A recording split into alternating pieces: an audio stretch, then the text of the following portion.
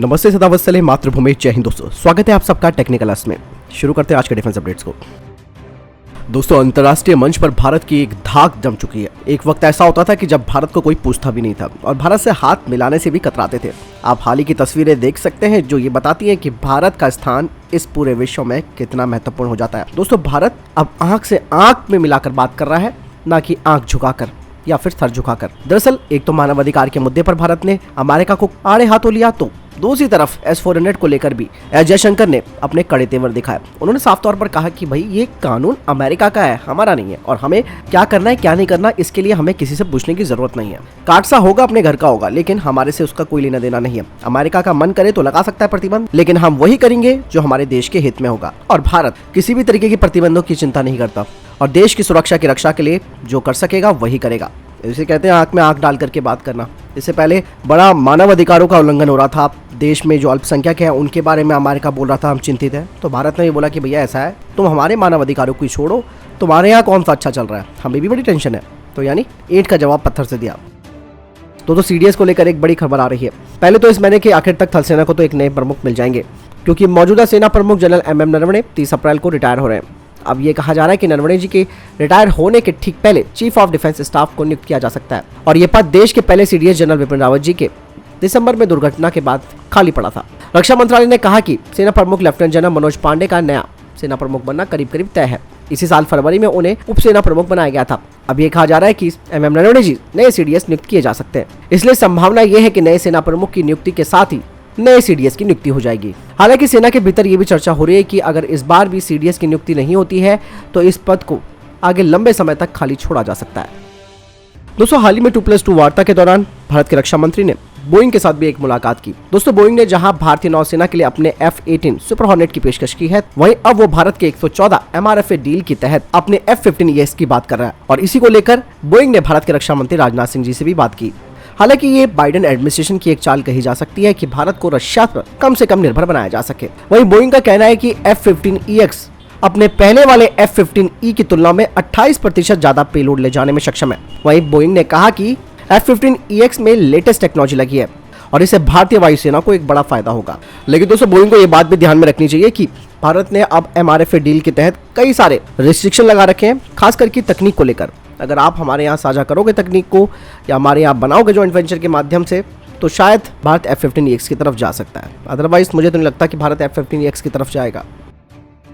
Brazil में आधारित Embraer के निर्माणकर्ताओं ने कहा कि उन्होंने भारतीय वायुसेना को अपने CRJ-145 प्लेटफॉर्म की पेशकश की है, जो कि भारतीय वायुसेना के नेत्रा प्रोग्राम के लिए है। लेकिन अब एम्ब्रेयर के अधिकारियों ने कहा कि वो अपने C-390 मिलेनियम, जो कि एक मल्टी मिशन एयरक्राफ्ट है, उसे इंडियन एयरफोर्स को ऑफर कर रहे हैं, और उन्होंने इंडियन एयरफोर्स को इस एयरक्राफ्ट के बारे में सारी जानकारी भी दी है। दोस्तों, आपको मैं बताना चाहूंगा कि C-390 सीधे तौर पर चुनौती देता है अमेरिका के C-130J हरकुलिस को, जिसे कि भारतीय वायुसेना ऑपरेट करती है। दोस्तों, आपको बता दें कि भारतीय वायुसेना 6 C-130J विमानों को खरीदना चाहती है अमेरिका से, ताकि भारतीय वायुसेना की इस फ्लीट को बढ़ाया जा सके। वही अगर बात करते हैं एम्ब्रेयर C-390 की, तो इस एयरक्राफ्ट का फ्यूल एफिशिएंट इंजन है और इसकी फेरी रेंज 6130 किलोमीटर है, जो कि C-130J के 3900 किलोमीटर से ज्यादा है।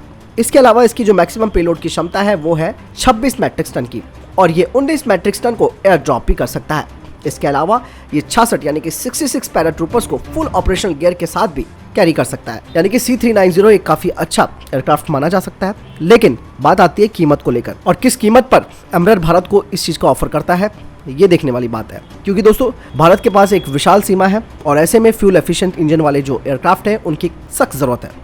आपको क्या लगता है, कमेंट सेक्शन में लिखकर जरूर बताएं।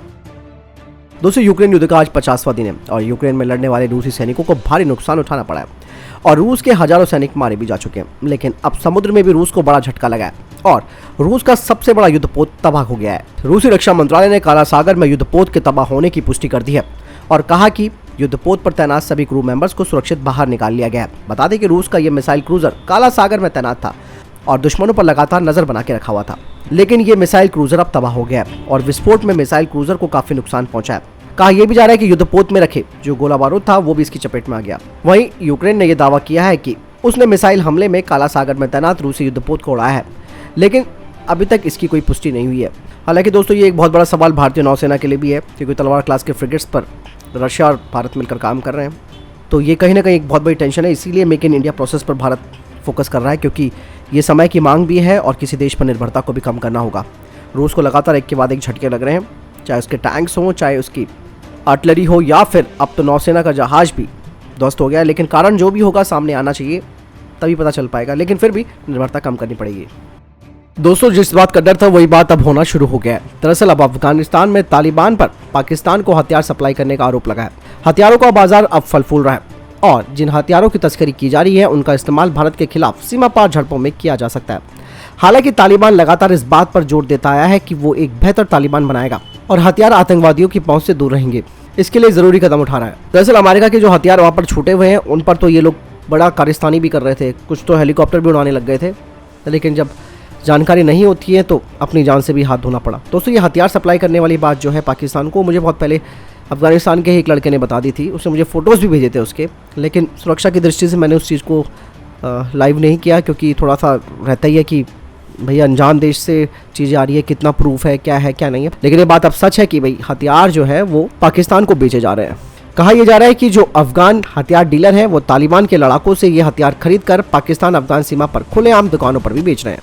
अफगानिस्तान से पाकिस्तान में फल और सब्जियां ले जाने वाले ट्रकों पर इन हथियारों की तस्करी की जाती है। पाकिस्तान के रास्ते ही अफगानिस्तान से ड्रग्स भी इंटरनेशनल मार्केट तक पहुंच जाता है। दरअसल पाकिस्तान और अफगानिस्तान की करीबन 2400 किलोमीटर की जो सीमा है वो मिलती है, जहां अवैध कारोबार किया जाता है। टेंशन है एक बहुत बड़ी दोस्तों, अमेरिका को ही देखना पड़ेगा ये सब चीजें, लेकिन भारत को अपनी तैयारी पूरी रखनी पड़ेगी, क्योंकि अमेरिका वो देश है जो युद्ध के बीज बो जाता है और उसके बाद उसका फायदा उठाता है, और ये चाल भारत होने नहीं देगा। और इनकी अब भारत को सैटेलाइट तस्वीरों से निगरानी रखनी पड़ेगी कि भाई कहां से कहां ये हथियार पहुंच रहे हैं। पूरा नेटवर्क का खुलासा करके अफगानिस्तान को भी दुनिया के सामने पोल इसकी खोलनी पड़ेगी।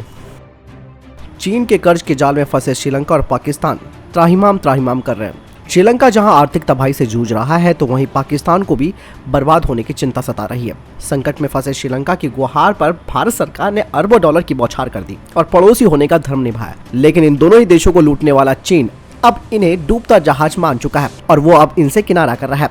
वो भी तब जब अमेरिका लंबे समय से आरोप लगा रहा है कि चीन अपनी कर्ज कूटनीति की चाल से विकासशील देशों को ड्रैगन पर निर्भर बना रहा है। यानी कि दोस्तों, चाइना को अमेरिका के इस स्टेटमेंट से, यानी कि कर्ज की कूटनीति वाले स्टेटमेंट से अपने आप को बचाव करने का मौका मिल गया। इसीलिए वो अब इन दोनों देशों से अपना हाथ पीछे खींच रहा है। चीन ने अभी तक ये वादा भी नहीं किया कि वो पाकिस्तान को 4 अरब डॉलर का लोन फिर से जारी करेगा, जिसे पाकिस्तान ने मार्च में वापस लौटाया था। यही नहीं, दूसरी तरफ श्रीलंका ने चीन से 2.5 अरब डॉलर का क्रेडिट सपोर्ट मांगा है, लेकिन चीन ने अभी तक इसका जवाब नहीं दिया है, जिसका कारण है कि चीन अब इन दोनों देशों की राजनीति में हस्तक्षेप करने से परहेज कर रहा है।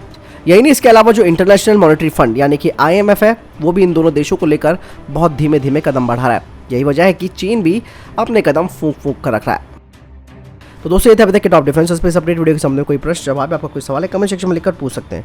मिलता है वीडियो के साथ। नमस्कार, जय हिंद, वंदे मातरम।